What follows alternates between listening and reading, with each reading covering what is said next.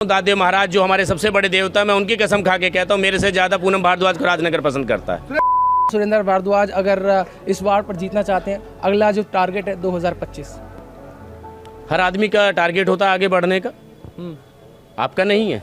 नहीं, मेरा है सर, आपका पर्सनल, आपका राजनीतिक। जवाब मैंने दे दिया, आप समझ गए होंगे। एक महिला के रूप में भी काउंसलर मिली हुई है और एक पुरुष के रूप में भी काउंसलर मिली हुई है, तो हमारी जनता को तो डबल फायदा हो रहा है। हम दोनों हाथ में लड्डू लेके चल रहे हैं।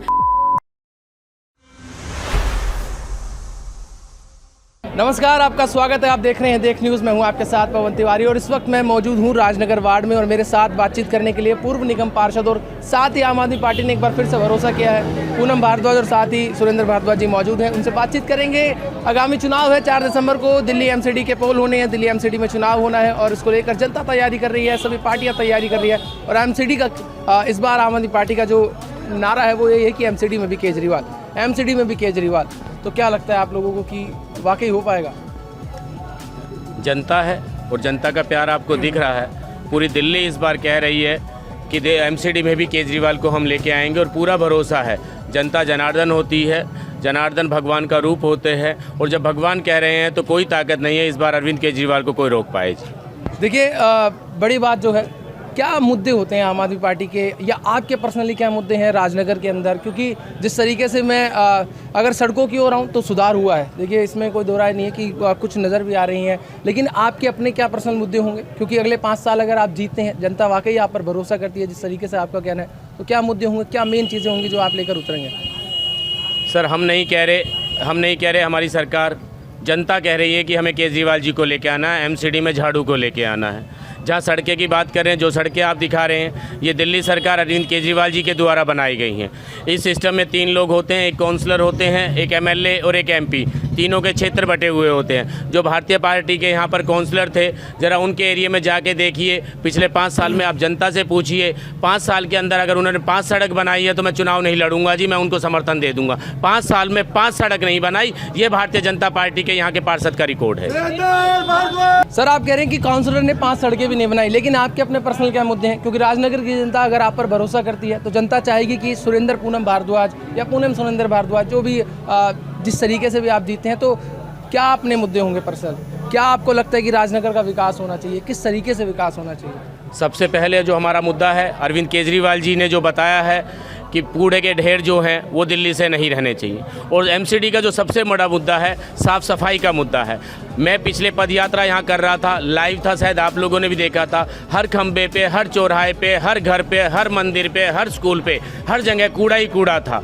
मैं पूरे राजनगर को ये वचन देता हूँ, और वचन ही हमारा शासन है, जैसे अरविंद केजरीवाल जी कहते हैं कि एक घर के बाहर कूड़ा नहीं मिलेगा, एक खंबे के बाहर कूड़ा नहीं मिलेगा, एक मंदिर के बाहर कूड़ा नहीं मिलेगा, एक स्कूल के बाहर कूड़ा नहीं मिलेगा। राजनगर दिल्ली की एक स्वच्छ कॉलोनी एक होगी। जो 5 साल में गंद मचाया भारतीय जनता पार्टी के पार्षद ने, वो यहाँ पर पूरी तरह से ख़त्म किया जाएगा जी।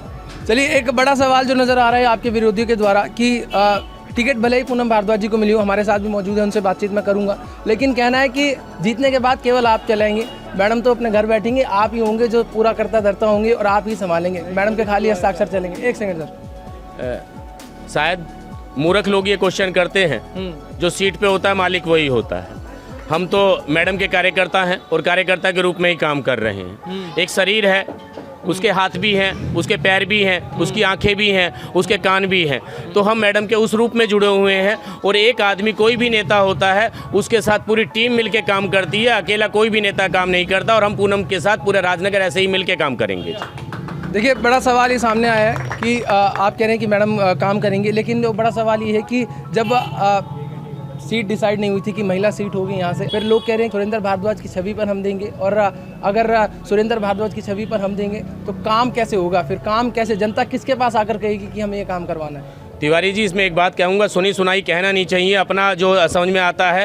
पहले आप लोगों को एक काम करना चाहिए, आप अच्छे पत्रकार हैं, बड़े अच्छे क्वेश्चन करते हैं, एक बार जरा सर्वे कर लीजिए पूरे राजनगर में। शायद मैं ये दिल कह रहा हूँ, दादे महाराज जो हमारे सबसे बड़े देवता, मैं उनकी कसम खा के कहता हूँ, मेरे से ज़्यादा पूनम भारद्वाज को राजनगर पसंद करता है। ये आखिरी सवाल है कि जनता का ये भी कहना है कि सुरेंद्र भारद्वाज अगर इस वार्ड पर जीतना चाहते हैं, अगला जो टारगेट है 2025, हर आदमी का टारगेट होता है आगे बढ़ने का, आपका नहीं है? नहीं, मेरा है सर, आपका पर्सनल, आपका राजनीतिक। जवाब मैंने दे दिया, आप समझ गए होंगे। चलिए, तो अब क्या लगता है, कितना भरोसा, कितनी बड़ी जीत? और क्योंकि बदलाव हुआ है, काउंसलर बीजेपी जो सामने है, बदलाव किया है, भूपेंद्र गुप्ता से सीधा अरुणा रावत जो आपके यहाँ से प्रत्याशी हैं, प्रत्याशी बदला गया है, कितनी बड़ी जीत होगी, कितना बड़ा विश्वास होगा? राजनगर की जनता जवाब देगी सर। मैं जनता पे चुनाव लड़ रहा हूँ, जनता मुझे चुनाव लड़वा रही है, वो जवाब जनता देगी जी 4 तारीख को। चलिए, तो अब बातचीत कर लेते हैं, 1-2 सवाल करेंगे प्रत्याशी जो हैं पूनम भारद्वाज, उनसे भी जानेंगे उनके क्या कुछ मुद्दे हैं। मैडम, क्या कुछ मुद्दे हैं राजनगर को लेकर, क्योंकि कूड़े का मुद्दा उठा है? तो देखिए, मैं अभी आ रहा हूँ, आपके पीछे भी आपको गाड़ी नज़र आ रही होगी कूड़े की, जो गली गली जा कर के कूड़ा उठा रही है। उसका मतलब काम तो हुआ है थोड़ा बहुत, अगर जो भी आप कह दें, आपके क्या पसंद मुद्दे हैं? राजनगर में कूड़े की गाड़ियां तो बहुत घूमती हैं, लेकिन वो घर घर से कूड़ा नहीं उठाती, सिर्फ आने और जाने का काम करती हैं। ना ही कहीं पे गाड़ी को रोकती है, ना ही कूड़ा उठाती हैं। तो ये सिर्फ दिखावा हो रहा है कि कूड़े की गाड़ियां पूरे राजनगर में बस हूटिंग करती हुई घूमती हैं, कोई कूड़ा नहीं उठा रहा। और राजनगर की जनता भी जवाब देगी, वो सब देख रही है। अब अरविंद केजरीवाल जी पे उनको विश्वास है कि वो कूड़ा उठाएंगे और पूरी दिल्ली को स्वच्छ करेंगे, क्योंकि पूरी दिल्ली, राजनगर की बात नहीं है, पूरी दिल्ली में ही गंद मचा हुआ है और अरविंद केजरीवाल की पार्टी पे सब लोगों को यकीन है।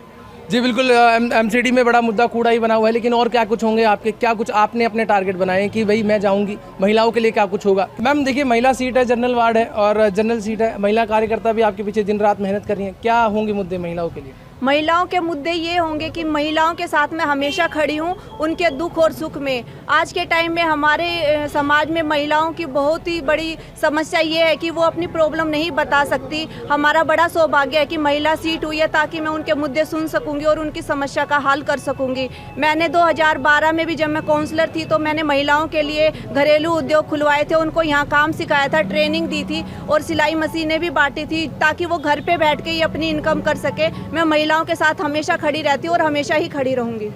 क्या लगता है, मैं भी आपसे पूछूंगा, क्योंकि अपना एक विश्वास होना चाहिए, क्या लगता है कितना बड़ा मार्जिन होगा? क्योंकि जनता जिस तरीके से प्यार दिखा रही है, मैं लगातार संपर्क में रहता हूँ सुरेंद्र भारद्वाज जी के, बड़ा देखा है मैंने, बड़ा प्यार मोहब्बत उन्हें मिलता है पब्लिक के बीच में। ये कहना तो नहीं चाहिए, लेकिन मैं कह रहा हूँ, फिर भी लगातार घूमते रहते हैं। आपको क्या लगता है, आप पर कितना विश्वास होगा? क्या जो सुरेंद्र भारद्वाज जी की मेहनत लगातार 5 साल रही है, आपको उसका फल मिल पाएगा?